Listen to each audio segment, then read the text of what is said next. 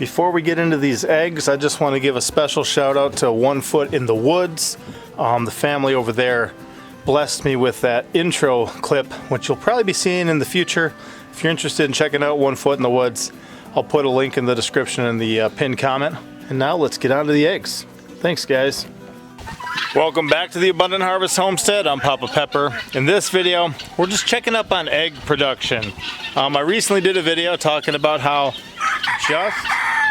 just because your chickens reduced their laying a couple months ago does not necessarily mean somebody poisoned your feed supply. Okay? That's just a thing. Normally, in the winter, egg production will drop as the daylight hours get less.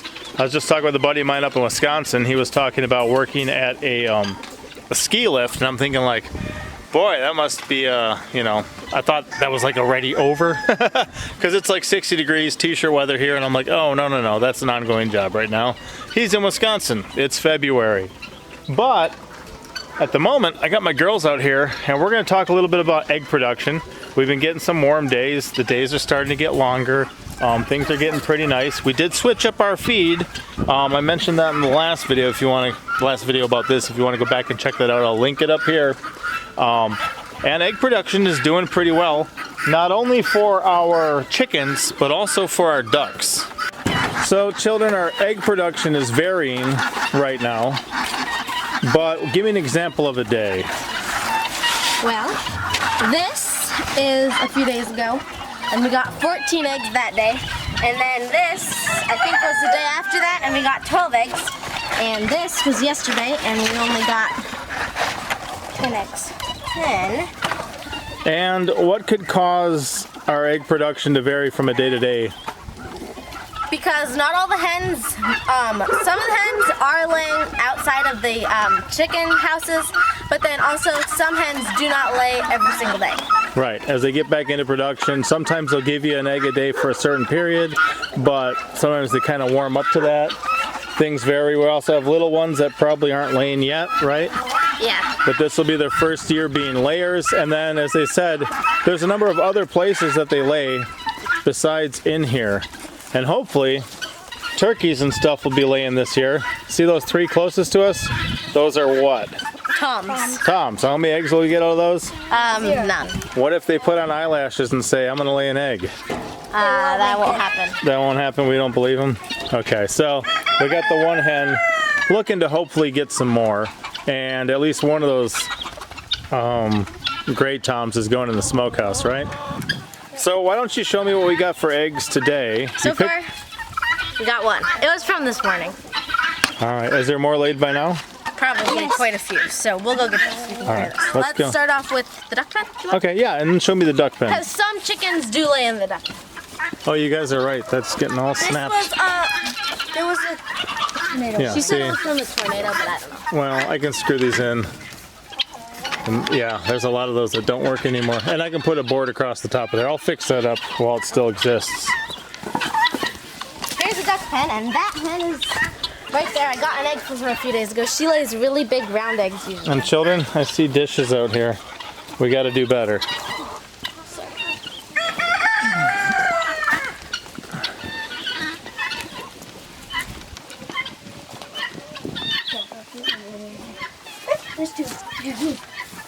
So here's the duck nest, and here's the hen who lays really round eggs. This is her egg. It's an Orpington egg. Okay. So, and then we got this little egg, which should be from one of my little half bantam things. Okay. And then these are duck eggs, and we'll just leave them here so that the mamas can sit on them.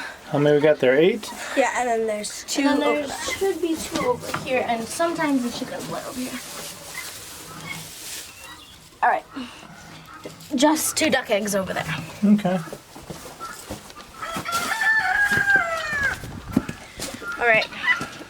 So we're up to 3 for the day, but they got some more hours they could be laying today too, right? Yes. Hey ducks, make more of you this year. You guys are delicious in the smokehouse. Thank you, daughter.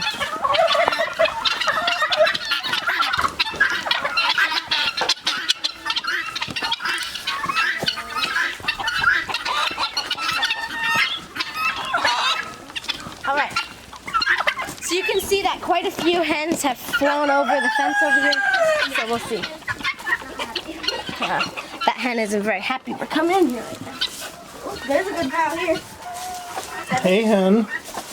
You're okay. Oh, wow. Is that all from today? Yeah. Yes. So I see like what? 8 almost in there already, huh? 7? This is a duck egg, but the duck, I think she got, see this is another little bit. I think she got trapped in here and she just laid it in here because she's laid today in the duck pen. So we'll move that one back to the duck pen tonight. Okay, so we're up to 9 eggs. You'll move it this evening? Yes. Okay, yeah, please don't forget. And then we're gonna need a... Oh, you guys. You guys are getting so nice and big. That's our eater right there. That one's the eater? The ugly one. Alrighty. He isn't blue like that one, he's just gray. Cool. I've got no problem with that. And you lay eggs, you get bread, we'll make more. It'll be I great. love that little one. Hey, little one. He's a little Orpington rooster. That's a little rooster? And that's his dad.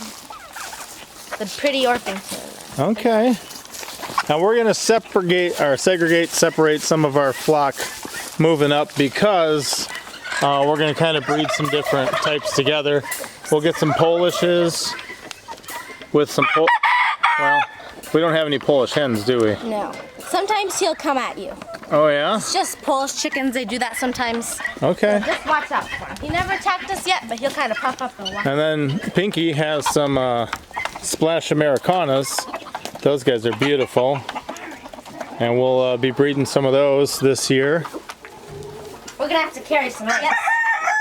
Really? You guys are going to fill your thing? 2 here. Okay. And 3 here. Oh wow, look at how blue that one is. This is a Splash Americana egg right here. Is that it? Wow. Compared to like these ones, this is green. Olive egg. Wow. And shout out to Bobblehead, Jeff over at Bobblehead Homestead for olive eggers, right? Yeah. Yep. Very cool. Still got some hens that we got right from him. Oh yeah, so we got 13 so far? Yep. Yes. All right, and we still have some laying in the mini barn, huh? Yeah, we have 2 sisters laying over there, so. Alrighty. 14? Yeah. Wow, and you are just... 14 eggs, actually. Oh, she's got the one in her hand, okay. Look at that Cochin, she's beautiful. That guy's beautiful. We gotta clean these pens out again too, children. Yeah. We'll take those old carp carcasses they pet clean down, add them down here by the thornless blackberries, stuff like that. I love that Cochin right there, the blue one and the black one. Yeah. Yeah, so He's the brother. with running such a thing like this, we wind up losing a lot of the specific genetics because we're making hybrids a lot. So we're going to sort some things out this year and run a couple different flocks. We're considering how we have a couple different pens, incorporate some stuff where we can kind of breed who we want with who and have them be the ones that are providing our food, and then the other ones, or no, those separates them out that'll provide the next generation. So we're breeding more for straighter genetics, and then the rest of them, the mixed multitude, can just be providing our eggs. It's fun. It's fun to play with genetics a bit. It's fun to breed all sorts of different ones and see what comes out. But there's also a plan and a purpose in some things where you want to be running as good as you can and doing the best job you can. So girls, who does a lot of our breeding programs and plans around here? Me? Yeah, you guys do, right? She helps. Yeah. Yeah, and these ones, they take care of our chores. They let us know stuff, and what do you think about kind of having stewardship of it? It's fun. To make you more responsible? Yeah. And I'm hoping that we can put in an incubator with some here soon to hatch them out, and then keep, if we want to keep some, but then hopefully be able to sell quite a few of them. Yeah, because I know a lot of people are getting into chickens right now.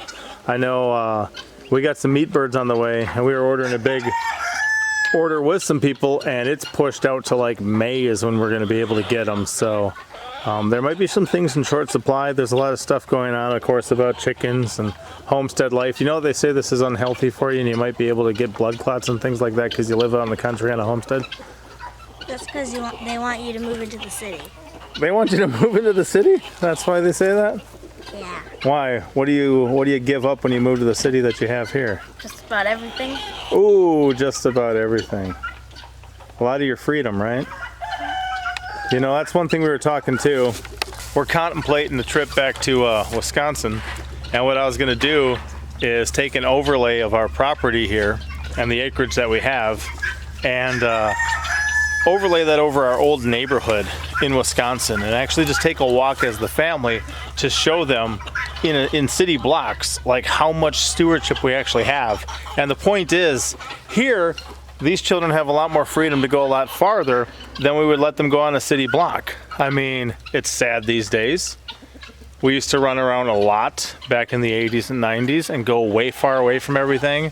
But I don't know, it doesn't seem like there was as much problems or troubles with that. We'd leave home, bike like 4 miles to the lake, spend all day at the lake, and then bike 4 miles back.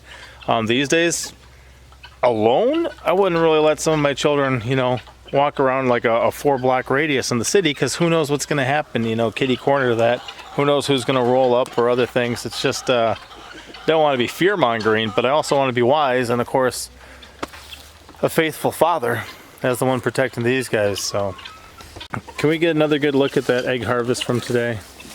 And as you guys can see, there's a lot of chickens around here, so we're not reaching our full potential.